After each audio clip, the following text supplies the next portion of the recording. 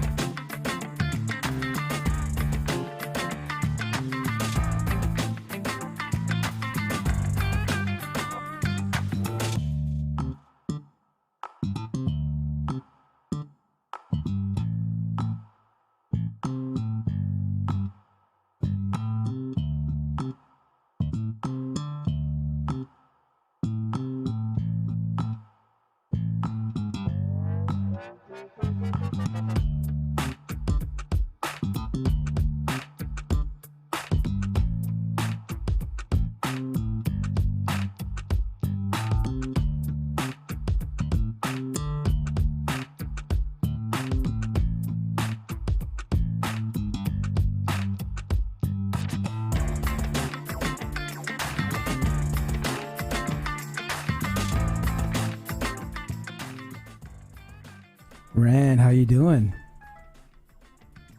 I see you. Can you hear me? Yes, hi. Hey. Okay. So we are actually on the countdown right now. We are live. Our mics are hot.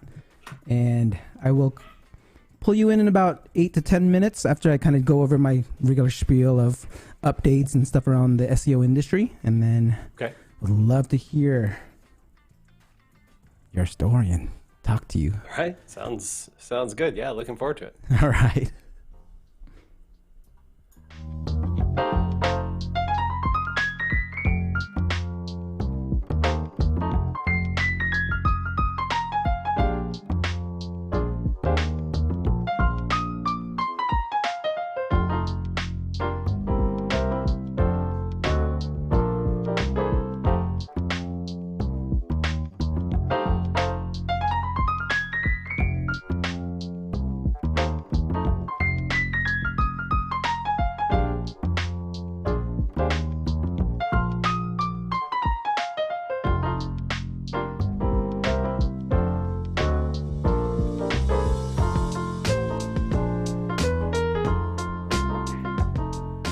I see a few of you on. Don't forget to say hi. Don't be shy.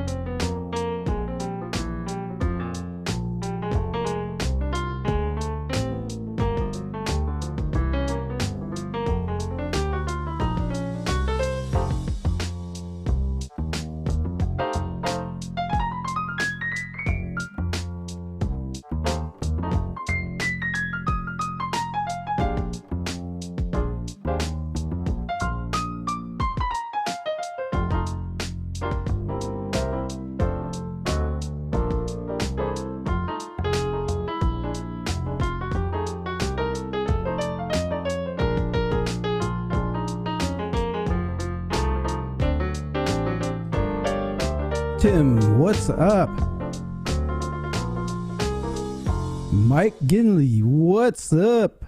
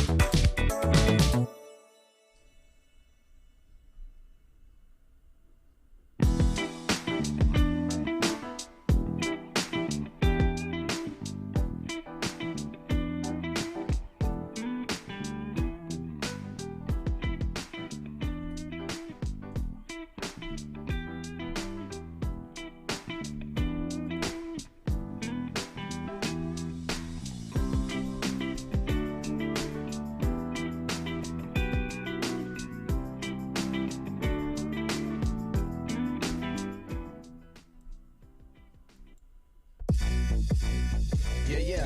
Hey, time to get it started. No delay. Let's work.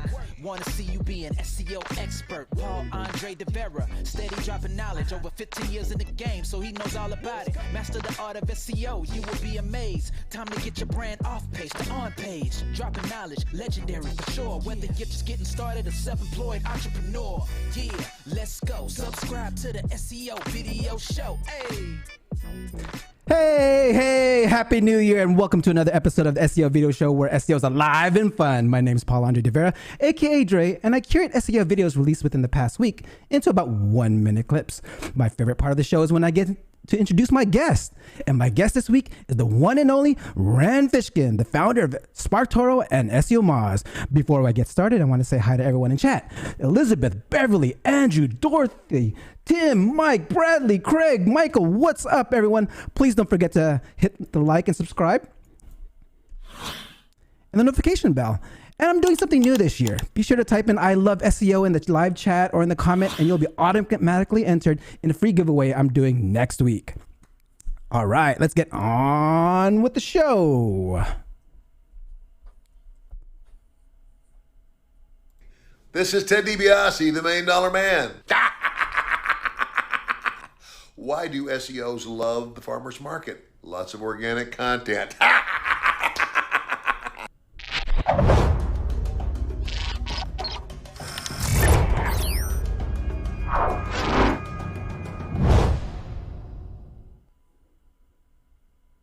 I didn't see that many updates from Google this past week, except that they posted the last video of the Google Search Console training in their YouTube channel. As SEOs, we need to show off our great work. Here's our tips on how to create SEO reports by Cyrus. Now, a good SEO report tries to accomplish three things. You want to tie the report directly to your business metric. You want to show the value of SEO, what you're doing, how SEO is delivering to those business metrics. And finally, you want to drive action. When people read your SEO report, you want them to take action on specific things, fix site issues, those sort of things, etc. But people make a lot of mistakes.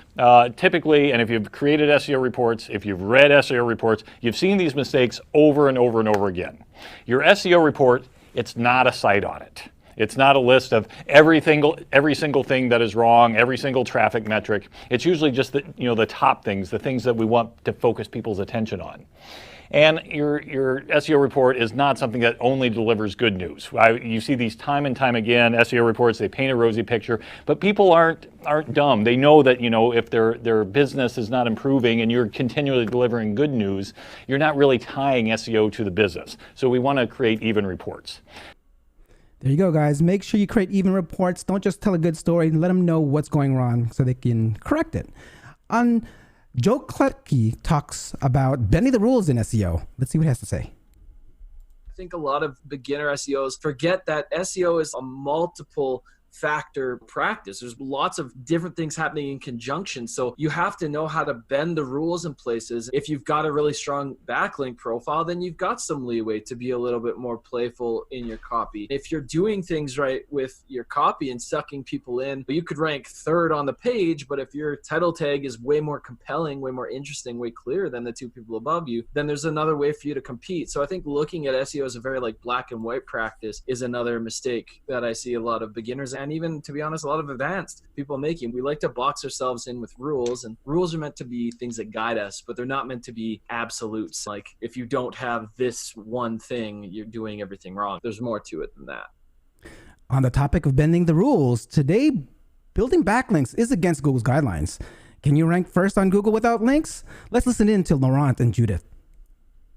Ranking without links. Can we rank without links? And No. you got several levels. You got the Google guidelines, Google propaganda way, and you got, but it's about internal links versus backlinks. So what links are we talking about?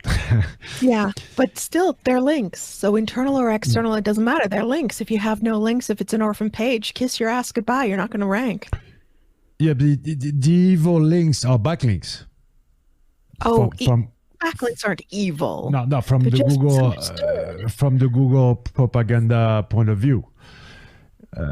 Because Google created this industry of link buying and selling. They created it, and they realized what they did, and so they tried to demonize it. That's all. That's the only thing they're doing. It is, as you say, propaganda. PageRank, the bottom algorithm that basically led the way, made what Google is. So you know the breakthrough of the PageRank concept and how popularity basically changed the whole game about search. Yeah. And Gary Eesh is the one who said, well, you can rank without links, but it is very, very hard. If you are in any sort of a competitive sector, forget it, you're screwed. Without links, nothing. I find the info Google puts out can be really confusing. I'm in not just SEO groups, but in content creator groups, and the conversation around backlinks for like non-SEOs are a big red flag. They say, don't do it, and they tell each other not to do it, and you know, your boy has to step in and correct them. A wise man once said, if everyone is telling you that something is the best practice or way to do things or the right result, there's a tremendous value in countering that and looking at other alternative options. So why not test things? Will Critchlow tells us how he creates SEO tests on the TechBound show. So what we do is we separate pages. So we, instead of separating the audience and making changes, we separate a group of similar pages. And so the kind of testing we run, kind of SEO A/B testing we run, typically runs on a site section. So rather than just on an individual page.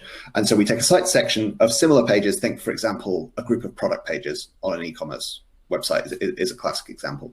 And we make changes to some of the pages, keep other pages unchanged. And those changes are for everyone. So there is no cloaking. This is not being shown only to Google or any of these kinds of things. These changes are made to some pages. Other pages are kept as the control. And then we compare the performance of those pages with some advanced statistical techniques and looking at their history and all those kinds of things. And that takes account of all kinds of other confounding variables like seasonality, competitor changes, Google algorithm updates, all of these other things, and enables us to get to a scientific evaluation of whether any change in performance is as a result of the changes that we made. My guest today is no stranger to testing, which we will see later on. Speaking of testing, SEO tester Clint Butler analyzes what changed in the Google December 2020 core update in one niche. Let's check it out. One of the patterns that I saw across all of my terms, but in this one in particular, is the exact match stuff went up. So I had to verify this with Ted because he kind of changed some of the definitions. So instead of saying exact match, it's search terms, which is the search term that I used, versus keywords, which is the variations. So Los Angeles bail bonds is a search term. Bail bonds Los Angeles would be a keyword because it's a variation. And I've seen a lot of the cases where exact match in a lot of different zones became more and more important in a lot of keywords, for a lot of keywords. So H1s, meta descriptions, this is just in the HTML tag. So that would kind of be double up in here, as well as inside of the content. Search terms and questions in H4s, you can see in the title tags, all that stuff went up like a lot. Okay, so when you're talking about that is keyword density, and it's looking like they're asking for more of it. The tool Clint used is Quora by Ted Kubaitis, which is an SEO correlation tool. You can watch the whole video and see SEO this week. There's a bunch of other factors he found that were ranking higher, like entities also played a big part in the update. Neil Patel shows us the value of CTR in SEO. User metrics are the key to beating Google. Rand Fishkin, an SEO name that you're probably familiar with, years and years ago, put on Twitter, hey everyone, I want you to Google best grilled steak and then go to the first query and click the back button right away after you click on it, and then go to the fourth query and just stick around on that website. Within minutes, around 70 minutes, that site moved up from the 4th position to number 1. That's user metrics. See, if everyone on Google is searching for something, they click on the lower result, it tells Google that it's more relevant. Yes, there's things like backlinks and on-page SEO, but user metrics are more important. if some site has tons of links but no one wants to click on it, Google doesn't care. They don't want to put that site at the top. And what's crazy is the site also started ranking for the term grilled steak. See, this is best grilled steak, they went to #1, but the term for a grilled steak, they went to the 2nd position, which is crazy. Now, you may not have the Twitter followers of Rand Fishkin or you or me or someone else, but here's what you can do, right? And I'm going to show you how you can improve your title tags and meta descriptions to get the most amount of clicks, because that's the only realistic way to scale it. You can check out the top 10 results, top 10 tips to increase CTR in the full video in the description below, because we are now at the favorite part of my show. It's time to talk to that wise man I quoted earlier. I encourage you to ask questions during our conversation. Asking questions is the best way to learn things. Don't forget to type I love SEO to automatically get entered to next week's giveaway. Let's get this set up here.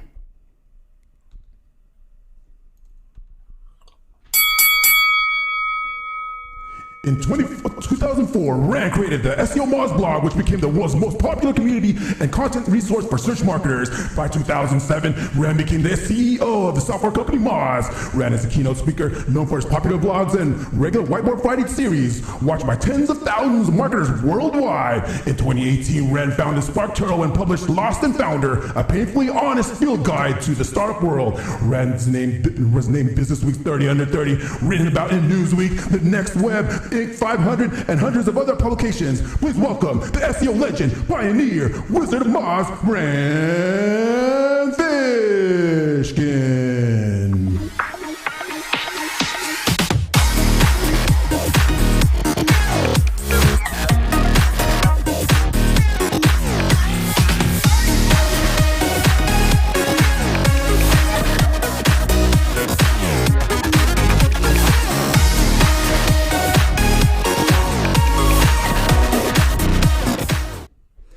Rand, what's up, my man? How are you doing today? Yeah, good, Paul. Great to be here. Thank you for being my special guest today. I mean, it was one of those things where you even mentioned, like, it was funny because you said that, you know, you haven't been doing that much in the SEO world recently, but in 40% of the videos I watched have like mentioned your name. You even came up in a meeting with my with one of my meetings with my SEO tool, the Bright Edge. I was talking to a professional service agency, and they were like, "Oh yeah, we work with Rand too. Like, you know, he's like, I guess when they were at Portent, it was an agency. Okay, sure, yeah, it was Ariana and Doug. They said hi.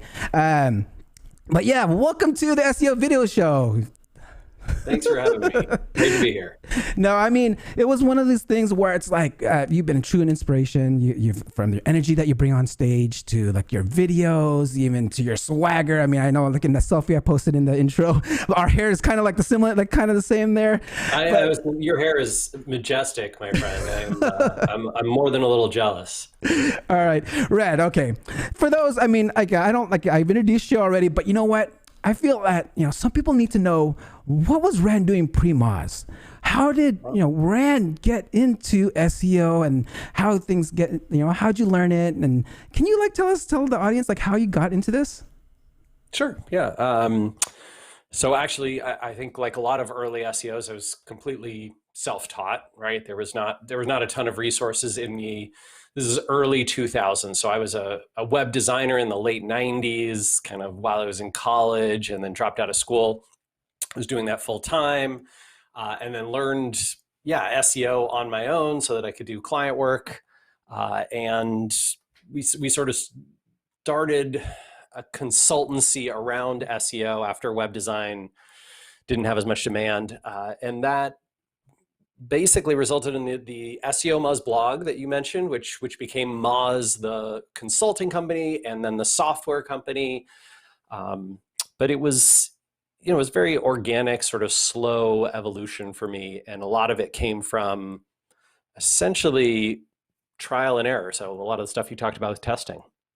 Yeah, I mean, there's also one part in your book that you actually were like looking at like patents with your grandfather. Was it one of those things where you and him were just going at it, just digging into these patents? Like, was it like a... Yeah, I mean, as you know, especially because in Google's very early years, the sort of 97, 98, 99, 2000, as part of the search engine wars that were happening around then, Google felt very strongly that they could get a competitive advantage over Yahoo and MSN search and Alta Vista, Dogpile, all these others, by patenting their methodologies. And so this was a real way to learn about things like, PageRank, obviously the most famous one, but they had a number of others around, the Hilltop algorithm, the TrustRank algorithm, I can't even remember the 20 or so different patents.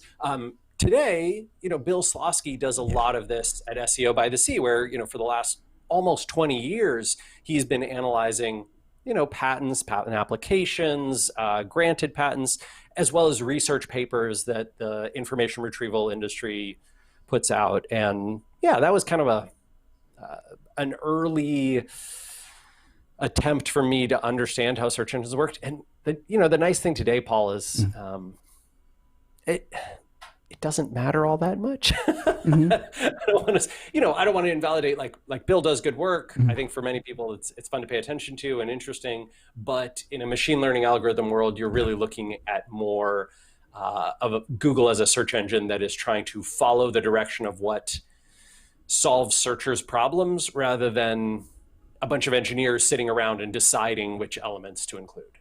Got it. I mean, okay. You mentioned Yahoo. There was a time I guess there was SEO rock stars were out there in the beginning days, and you were at a party in Vegas, and everyone would talk about it. Everyone always brings this party up. What was this party about? What happened at this party? Why does everyone refer to this Yahoo party that happened in Vegas? Well, what was so cool about it? I'm surprised it's still a topic of discussion. Yeah. So let's see. This is, basically in the early years of relatively early years. I think this party was maybe 2008 or 9, so not that super early. But Yahoo, Google, Ask.com, all these search engines essentially made a ton of their money by having advertisers spend dollars with their PPC, right? And this is how Google makes, whatever, 3/4 of its revenue, 2/3 of its revenue still to this day, but they have no competition. And so they don't really have to compete for advertisers, right? Back in the day, you did have to compete for advertisers. And so Yahoo and Google and Ask.com and all these people would throw insane parties to try and get essentially, the controllers of ad dollars to build relationships with them. Google was always much less of a relationship builder and much more of a technology player. Yahoo and others were sort of in old ad world where it was relationship based. And as a result, Yahoo did this crazy thing where they rented out the top sort of 2 floors of this weird apartment that is on top of one of the casinos in Las Vegas. I can't actually remember what the name of the casino Palms, right? is. The Palms? Sorry? Was it the Palms? Yeah, that sounds right. And it is deeply, deeply misogynistic too, right? And problematic in a whole bunch of ways, right? Just sexist and awful. But the suite that they rented out, because their judgment was completely, terrible at the time, was the Playboy suite, which hyper disturbingly, at the time came with models. I don't know what came with. Basically, when you rent out the suite, there are also models wearing lingerie who walk around the suite. Well, okay. Just right, it is unimaginable to me today that anyone would do this, right? Sort of post Me Too and post the social movements that we've had around this stuff. But at the time, I don't know, I was 27, 28, whatever. I got invited to this party along with a bunch of other marketers. I didn't actually know where we were going. We all hop in a cab. We go to this, resort or casino or whatever after PubCon Las Vegas. It's very odd. There's lots of drinking. There's, it wasn't actually that salacious, but the cost of the party itself, I think, was a couple $1 million. Wow. Is there any possible way that Yahoo had real return on investment? Should they have maybe spent that money on making their search engine a little better? Probably. Man. Weird times. Yeah, definitely. I mean, and you also, and there was, when I was watching, when you talked about this this time in SEO industry. Like it was said, like a lot of affiliate SEOs were making a lot of money back in the days. I mean, were you doing affiliate SEO back then? Like I knew you were doing something with Pokemon cards. Were you like doing some SEO with Pokemon cards? Is that, I mean, or am I getting some times wrong here? No. So I did. I for one summer in college worked at the Wizards of the Coast Game Center. Wizards of the Coast makes the Pokemon cards, right? That from the Japanese video game, and I and a friend of mine would like buy them at employee discount and then resell them on the web because they were very hard to come by in most of the rest of the country outside of Seattle. And yeah, that was like eBay and Craigslist in 1998, 97, 99, like those years. Yeah, I did not participate in the affiliate world of SEO. I was always sort of more interested in the organic side and continue to be, right? I mean, I think that I dabble a little bit in online advertising. I wrote this week, in fact, about the online advertising ecosystems and some of the problems with those, but both with MOZ and now with SparkToro, a lot of my interest and goals are around organic, low cost of customer acquisition, sort of scalable flywheel marketing models. Yeah, actually, speaking of marketing flywheels, can you explain like the high level portion of marketing flywheel? I saw it in your book, and you had one for Moz. I mean, is the marketing flywheel pretty much what you put in your book, or was it like, can any company copy that? Whether it's like, you had like content and then amplification and share. It was like this wheel. Yeah. So, I mean, the fundamental idea behind it, and this is not my concept at all. Okay. I have no idea who came up with, the flywheel model, but it's a nice analogy for sort of how organic marketing builds up, brand value and builds return on investment over time. So the idea is that you do a thing that is initially difficult and doesn't scale particularly well, and but has some ability to grow over time. So, the classic one in SEO and content is you have intuition about like, oh, I think, you're creating, for example, this video series, right? The SEO video show that's live every Friday, right? And so your goal is, maybe the first episode, a couple dozen people watch it, right? But then you do more amplification and you get, whatever, you get better at the introduction, you have the, this sort of content that people want to pay attention to, and you get more interesting guests, and the guests amplify the show, right? And then more people subscribe, and as more people subscribe, they also amplify and broadcast it. And so each time you produce an episode, more and more people pay attention, hopefully, right? And over time, you get better at producing the show, and the show's quality gets better, and it gains a following, all these types of things. So after a couple of years, maybe 3 or 4 years, right, it starts to become quite popular. Whiteboard Friday worked like this, right? Whiteboard Friday, the first 2 years of episodes, 3 years of episodes even, it was always our worst performing blog post on the Moz blog.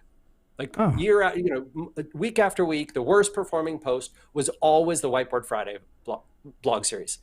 Until, 2, 3, 4 years in, it had built up an audience, and now people were, gathering around their lunch table every Friday, and they were watching Whiteboard Friday together. And then it sort of, it built up a cult following, and then not so cult following, right? It got quite big. By the time I left Moz for the, in 2018, for the last 5 years, it had been the most popular piece of content every week. Yes. So, there you go. Dropping those knowledge bombs, Rand. Those are awesome. I mean, like, again, like I've actually interviewed a bunch of guests who have actually mentioned that, like they would watch it with their teams and they'll actually implement it over the weekend, or like, maybe like watch it and kind of understand it over the weekend and then implement it right away on Monday with the team. So I was like, I mean, this, I love that, right? I mean, the whole goal of a lot of my career has been, let's help people do better marketing. And I think that's what you do as well. And I love that, right? I love the way you sort of extract these snippets from all of this content that's produced. And then, you're trying to help people understand what's going on in the field of search and search marketing, and how can they improve their work. What a menschy thing to do, right? Like that's what we should all do. You've been that inspiration, I'm telling you. And speaking of like, when with putting all these together, I was like, I know I read in your book was like, I've been following the concept of like, content roundup, like in your book, you said it's like, it's kind of dying down, but if you do a content roundup in video, it seems to be doing pretty well. It's like, it's a new kind of medium where you're rounding things up and just putting, and people love it. And like, they're like, cause I'm, instead of spending hours watching the video, I'm spending the hours for them and into about 1 minute clips. I find to extract that one part out. Okay. I think it's a great methodology. Curation has become a very, very powerful content strategy. I think especially as folks are getting trained to pay attention to more short form content, short form video content, right? Things like Reels and TikTok and even short YouTube clips, right? That whole style has meant that people's attention spans are trained not to, Rand at the whiteboard for 15 minutes, he can kind of lose me. But, Paul's going through like short form, 30 seconds, 10 seconds, a minute. Works really well. All right. So I wanted to, I found these graphics, man. This is badass. All right, this is all live. It's a one-man show here. So, okay. I found this one quote that I feel that you've actually said this in one of your, I think, podcasts, but I wanted to like bring it up so you can kind of talk about it and like tell the audience, what does this mean to you? When I was young, I admired clever people. Now that I'm old, I admire kind people. So, what does this quote mean to you? Yeah, so when folks ask me for a quote that's really meaningful to me and that really resonates, this is the one I refer back to. And I think it's because in my youth, for example, that crazy PubCon party, right? Those kinds of things. Like I in my 20s and certainly in my teens, had this sense that the entrepreneurial culture of growth at all costs and trying to be a $1 billion unicorn and, financial success and notoriety, that these were the things that were important, right? And the people I worshiped were people like Larry and Sergey, who made Google, and Jeff Bezos, who made Amazon, and, Elon Musk, who made Tesla, and all those kinds of things, the PayPal mafia, right? All these kinds of high growth unicorn companies. And they're very clever founders. And as I got older and got exposed more to that world, right? Went out and raised tens of millions of venture dollars and got to meet a lot of these people, not those ones specifically, but many people in that world. I had a reckoning with my own value system and what I thought was important and worthy of following in the footsteps of, and who I really wanted to be, and why. And now the people that I really find to be impressive and amazing are those who are kind to others and kind to themselves and show kindness to the world. And that's what I want to do with my life. That's what I want to do with the companies that I build. That's what I want to do with the content that I create and share. I don't have an interest in, sort of whatever unfettered capitalism and wealth pursuit at all costs.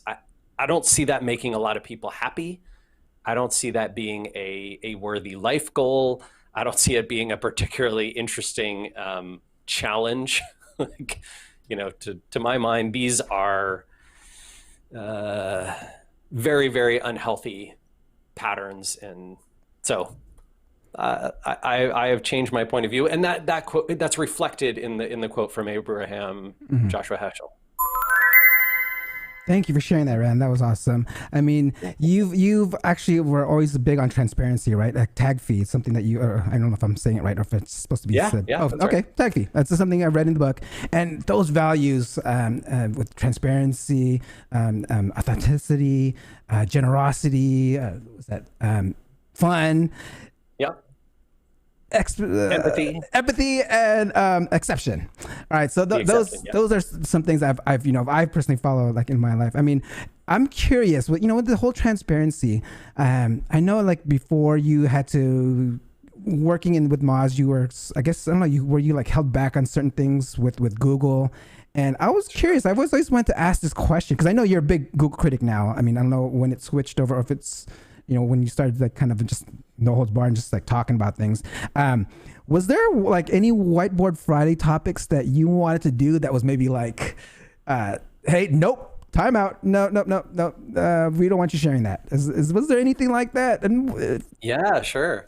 So interestingly enough, I'm glad you asked. I talked about this once before. I think there was like one podcast where we discussed this in the last few years. But years ago, when Matt Cutts was the head of the web spam team at Google in search quality, he and I had an odd relationship, and he had sort of an odd relationship with Moz in general, where I don't know, like, he sent me an email that was like, hey, I'm really disappointed. I wish you wouldn't have this person speak at your MozCon conference.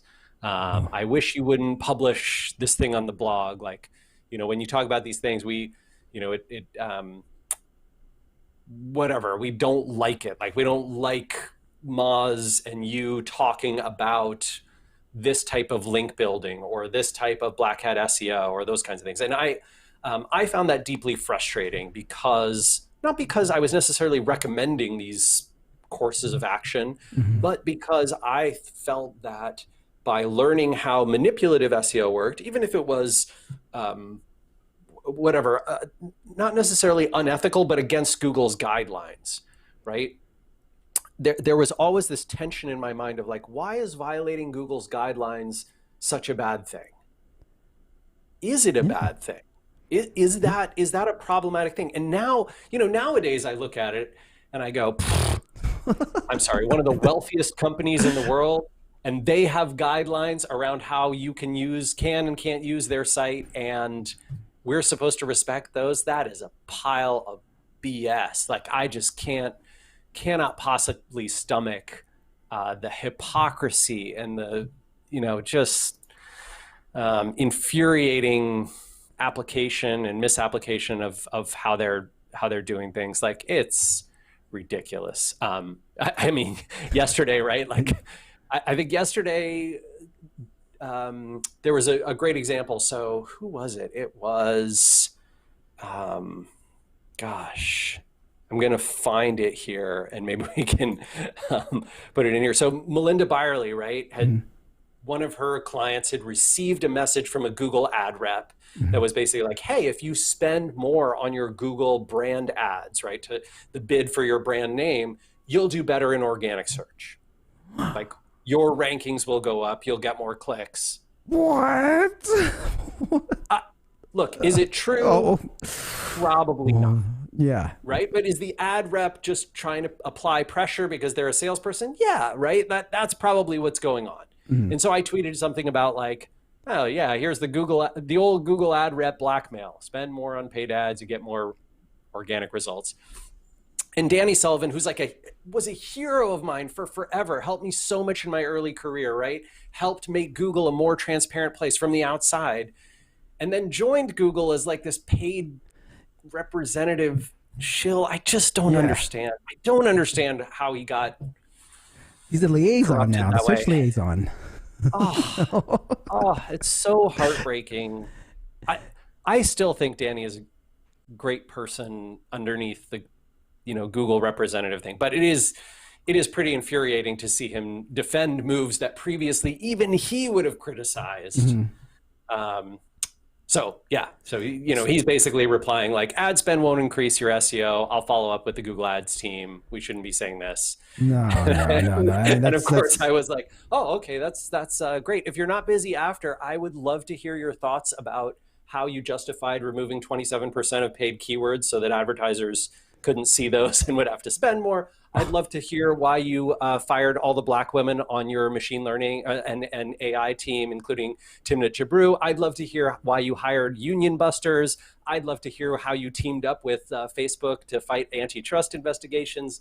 I want to know why Google Ads is funding white supremacist sites. I just don't. Screw you, Google. Like, you want to tell me how to link build? Go take a look in the mirror first. Come on, Google. Get your things.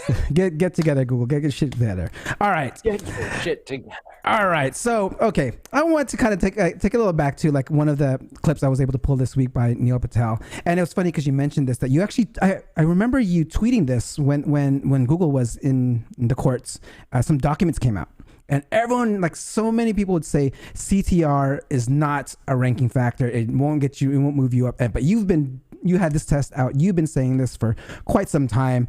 And I mean, like it was so blatantly like a lie. I mean, is there any other like other lies out there that you just see right now that Google is saying that, we shouldn't be doing, or it's not it, that you can just see, just even not even being within the SEO, but you just see it being around?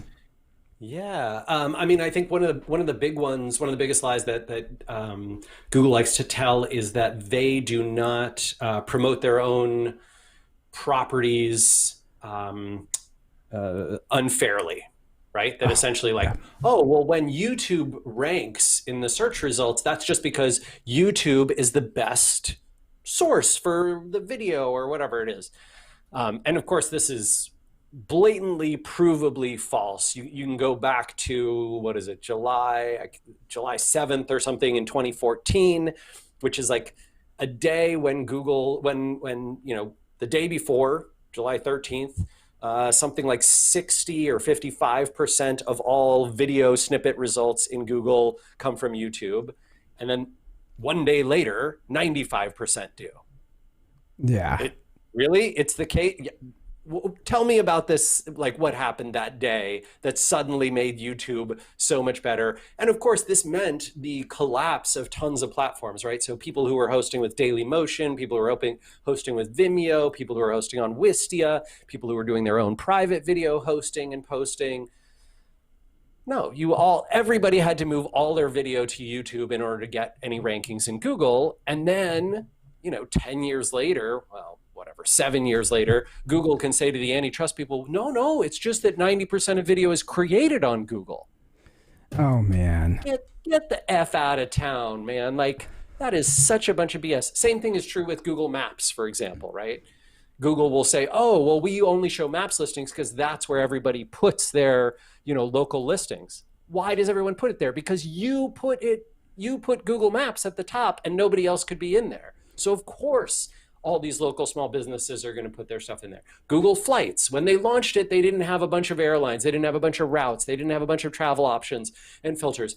And then Google puts flights atop the results for everything and basically blackmails everybody, right? If you're Southwest or Alaska Airlines or American or United, you have to be in Google Flights.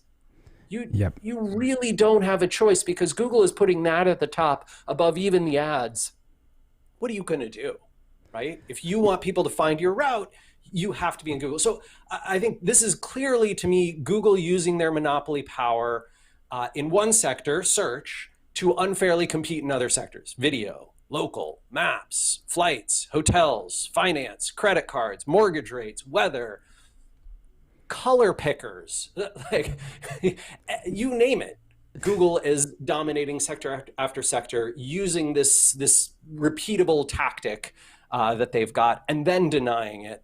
That's not cool. Now, as an SEO, I think you have to play both sides. Yeah. You both have to play Google's game their way, and also not be biased into believing the PR spin that they put out, right?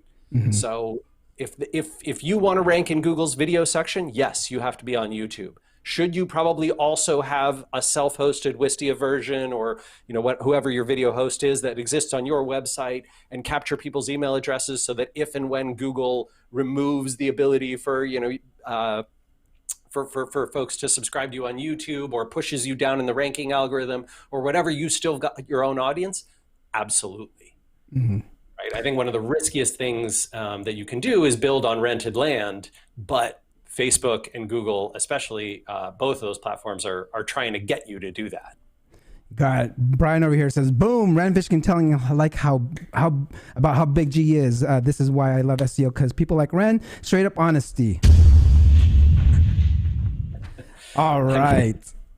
Okay, Ren. So I want to also go to, I mean, one tip that you actually used to give out to like SEOs like back in the days, which is actually still true to this day, is like the CTR. Like you said, use rel author because, you know, increases your CTR on search. Right, so I know it's no back longer in the around. Google Plus days. Yeah, it's no longer around. But is there anything that you would recommend on like instead of like CTR? I mean, there's a lot of CTR manipulation nowadays. But I mean, what are, and then you're not in Black Hat. You know, you're not a fan of Black Hat. But I mean, what is some things to increase, you think, that can increase CTR within like, you know, the search results?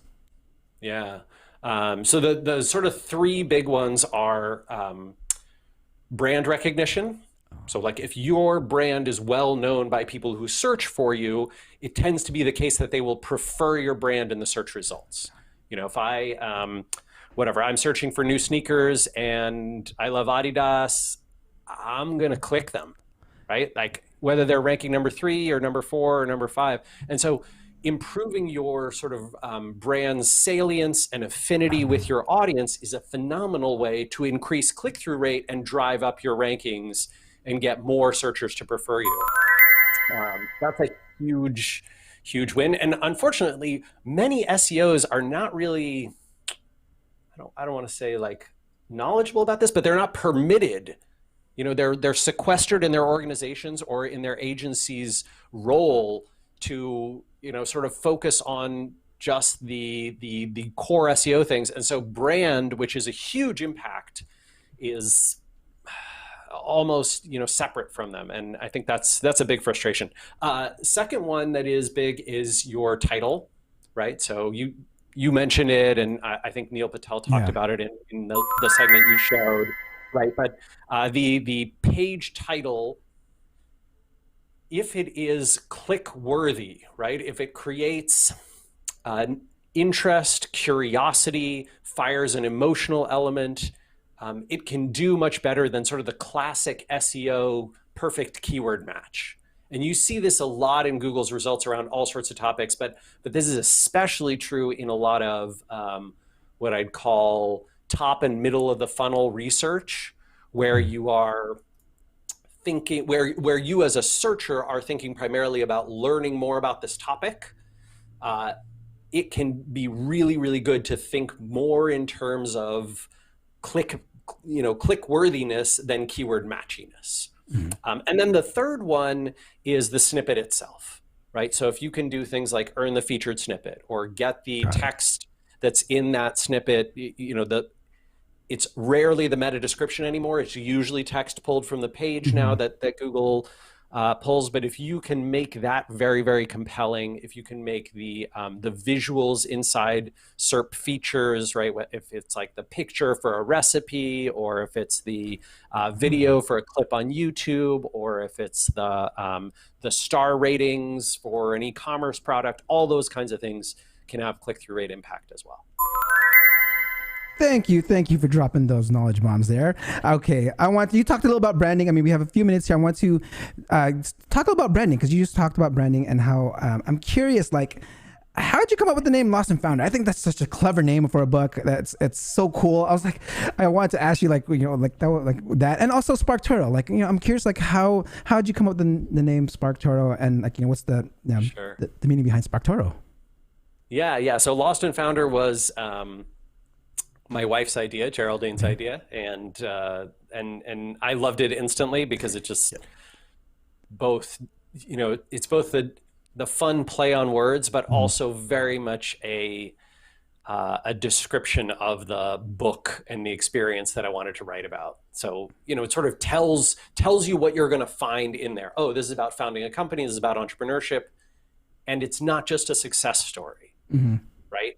Lost and Founder suggests that it's going to be a different kind of more open, more honest description of successes and failures. As for SparkToro, I wrote a blog post about this, but my beliefs around startup naming and branding are very much that you want to pick a name with 0 Google search results. So I wanted something where if you typed in the name before SparkToro existed, nothing came back, right? And so every mention of the brand name would always be us. So makes it really easy to keep track of things, makes it easy to connect the brand to a topic and to keywords and entities, right? A lot of the stuff that Google is doing these days. And I wanted a name that did not have a previously existing connotation, right? So SEOmoz, for example, if we wanted to be anything but SEO, it was going to be pretty tough. Moz is a little more open, obviously, but that was something that we shifted to later. With SparkToro, Casey and I had an initial idea for what we wanted the product to be, right? This sort of audience intelligence and market research tool. And that's worked out, like awesome. I love that it worked out. It's great. But if in our early research, we had found that it didn't, and we needed to change what the company was, we didn't want our name to be holding us back, right? So we didn't want to have a name like, I don't know, market researcher or audience intel tool or that kind of thing. The other thing that we went for with SparkToro, I would love an even shorter name, but I think SparkToro is just about at the max of what we'd go for. The inspiration for it came from Totoro, the Japanese cartoon. Oh, I did not know that. There we go. Yeah. Okay. Speaking of SparkToro, I mean, I've actually I used it like a couple times when I actually was doing research. Because I want to let people in the SEO industry can use SparkToro for a lot of research, whether it's like, writing content topics and stuff like that. I mean, even seeing who your audience is. I mean, I was asked to like, how many people are searching like a certain software or something like that, and I was put it in. And I was like, oh, look at all these mentions. So can you briefly kind of describe what SparkToro does and how it pulls in information from? I mean, I'm speaking at a high level, like social networks and stuff like that, but you can explain it better. Yeah, no, that's exactly right. SparkToro is pulling data from public social networks and public profiles and websites, right? So it's essentially, we might be like, oh, okay, here's Paul on Twitter, and here he is on here's his Facebook page, here's his LinkedIn, here's his Reddit, here's his YouTube, here's his Quora, here's his Medium, here's his Instagram, et cetera, et cetera. That's one profile in our database. Oh, okay. And then we look at, what does that person follow? What do they share? What do they link to in their public social accounts? What do they engage with? And then we aggregate all that data. And so when you search for, let's say YouTube hosts, and be like, okay, I want to reach YouTube hosts with my new microphone product, right? Like my new camera for YouTube hosts and YouTube creators and influencers, whatever. Great. So let's go to SparkToro and type in my audience uses these words in their bio. And then it'll essentially search, the Instagram bio section and the Twitter bio section and the LinkedIn about section and the Facebook about, and look for people who match the keywords that you entered, and then return data about them. So it's different from an SEO type of keyword research tool, right? It's not looking for what do people search for in Google. So many folks, when they come, especially SEOs, right, when they come to SparkToro, they're like, oh yeah, my audience frequently talks about whatever, rock climbing shoes, because that's what I want to sell. It doesn't work like that, right? Like that's what people search for on Google. But the audience who buys rock climbing shoes, perhaps they, I don't know, follow the outdoor retailer REI, or maybe they read Rock Climbing Magazine, or maybe they use the hashtag, hashtag crampons or climbing or whatever it is, right? And so you have to find a way to describe the audience you want to reach. And then SparkToro can tell you where to reach them, what YouTube channels they subscribe to, what podcasts they listen to, what words and phrases they use in their bio, what hashtags they use in their content on Instagram and Twitter and LinkedIn and Facebook, what words and phrases they discuss. So like topics that might be of interest, which could be good for a lot of content marketers. And then where you can reach them, websites that they visit and social accounts that they follow. So if you're looking to do digital PR and link building outreach and pitching and sponsorship, it's pretty great for that. And on the advertising side, I mean, I'm sure you know, right? Like Facebook especially and Google both have pulled away a lot of the data that you used to be able to get about audiences as you were researching them in the ad platforms. Yeah. And so if you're like, oh, for rock climbers, which hashtag should I be targeting on Instagram? SparkToro can tell you, whereas Facebook has like sort of minimized what they show in the advertising interface, and you have to like know what to look for. So SparkToro can kind of tell you what to type into Facebook's ads to find the right audiences so that you can target them effectively. And that's a lot of processing. I didn't know it goes that deep on pulling other things of what people are searching. I mean, like what the people you search. I mean, it goes layers deep, and something like this would cost a lot for like another company that would try and offer this as an enterprise solution. But I mean, you are giving this away. I mean, you can have a free account, right? I mean, this is. So the vast majority of our users, I think we have 30,000-ish folks who use the free version, and that. We love that, right? Like, I love that people can come, they can run 10 free searches a month, forever free account, get all this value from it. And that works great for us, right? Like that's, if a lot of people can get value from that really is wonderful. We made that decision when we launched in the pandemic. So like SparkToro launched in April of 2020, right? Which was like height of the pandemic, just everything looked terrible.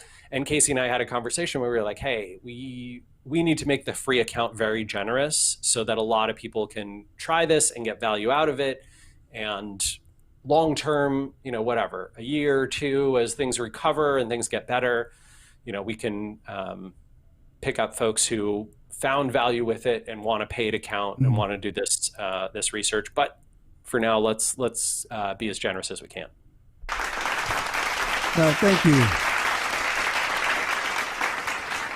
Giving back to the community, that's huge. I mean, thank you, Rand, for doing that. I mean, I'm coming close to time. I do have one question from the, before I ask my last question, I have one question from the chat here. What is your most favorite pop figure? I can see them behind you. Ooh, yeah. I mean, so I've got a bunch of Adventure Time figures up there. And if you watch Adventure Time, I'm a huge Marceline fan personally. There you go. Kind of my hero. All right, Brad, you hear that? That was Marceline the Vampire Queen. That's my favorite pop figure right there. Nice. Okay, Grant. Before I let you go, I asked this question to all my SEO professionals that just come on.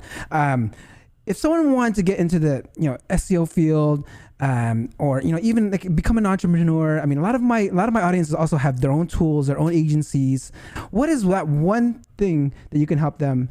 A piece of advice that you can help them become an SEO professional, a better entrepreneur, better consultant? Yeah. So let's see. If you are starting a consulting business or you're leaving a firm and you're going to start doing your own thing, I have 3 recommendations. Number 1, build your expertise and get well known for it, at least in some space, by helping other people. That will help you build a network, and that network is invaluable for getting clients and amplification and people aware of you and introductions to whatever investors if you need them. I think that's absolutely priceless. And then the third piece of advice I would have is focus on a niche. When I was coming up in the SEO world, it was pretty easy to become well known as an SEO person. Now there are millions of people in SEO around the world, and so it's very difficult to become known as an SEO, but it is much easier to become known as an amazing link builder in e-commerce SEO, right? Find your niche and focus on that. That's where you're going to have a lot more opportunity for success. And I think that focus is a great way to build a brand. Dropping it like it's hot. All right, Rand, thank you very much. Can you please hold on while I sign off really quick? And before this, everyone, thank you for coming. Let me go ahead and set this up here. All right, guys, that concludes another episode of the SEO Video Show. I hope you found it helpful. Hope to see you next week. Don't forget to like, subscribe, and hit the notification bell. And don't forget to put I love SEO in the live chats or in the comment below to be entered in a free giveaway that I'm doing next week during the countdown. I want to say peace out and see you next week. Whoop. Thank you for watching. Hope you come back next week. Make sure to subscribe. You don't want to miss a thing. Hope you learn something new, cause the vibe is incredible. From the special SEO professionals, SEO video show, let's work. Want to see you be an SEO expert. Paul Andre DeVera helping you step it up. No delay right now, time to level up. Hey, thank you so much for watching. Make sure to subscribe. Woo!